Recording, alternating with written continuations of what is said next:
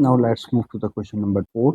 The polynomial p is defined by p of x is equals to a square x cube plus 2ax square plus ax plus 2, where a is the positive integer.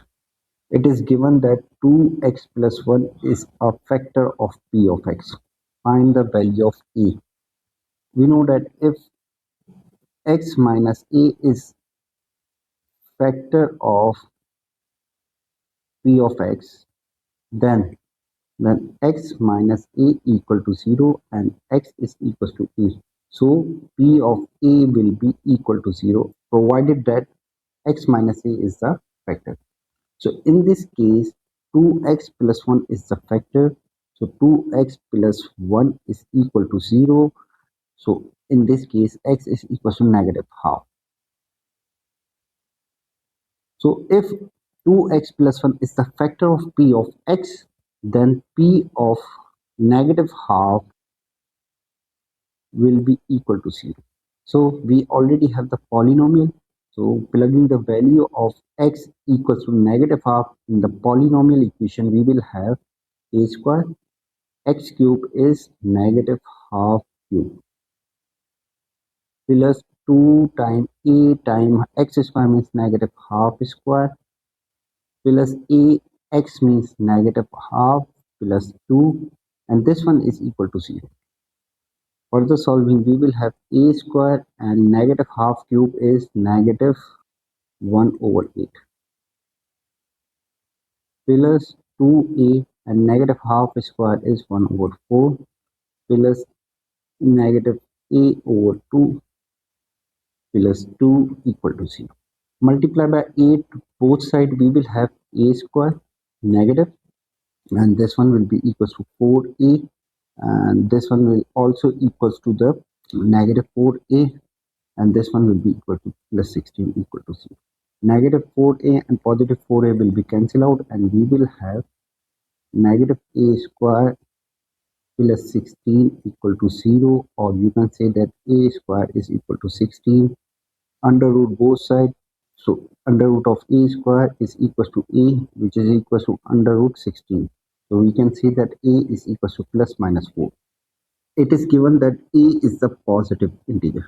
So we will discuss negative value of a, so we will consider only positive 4.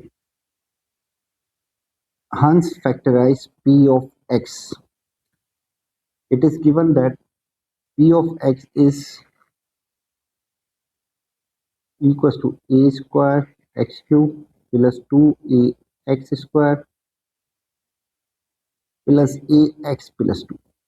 Plugging the value of a, which is 4, so we will have p of x is equals to the 16x cube plus 2 times a means 2 times 4, so 8x square, ax means plus 4x plus 2, and this one is equals to the one factor is given, which is 2x plus 1, and another factor is f of x, which is equals to p of x. Because we already have only one factor, other factor is unknown, so f of x can be calculated by dividing p of x with this factor, which is 2x plus 1. Another method is used by synthetic division. By synthetic division, we already have the one factor, which is 2x plus 1 equal to 0, so in this case x is equal to negative half. So in synthetic division, we have coefficient of p of x, which are 16, 8, 4 and 2, and the value of one factor is negative half. Okay, now 16 will be remain same.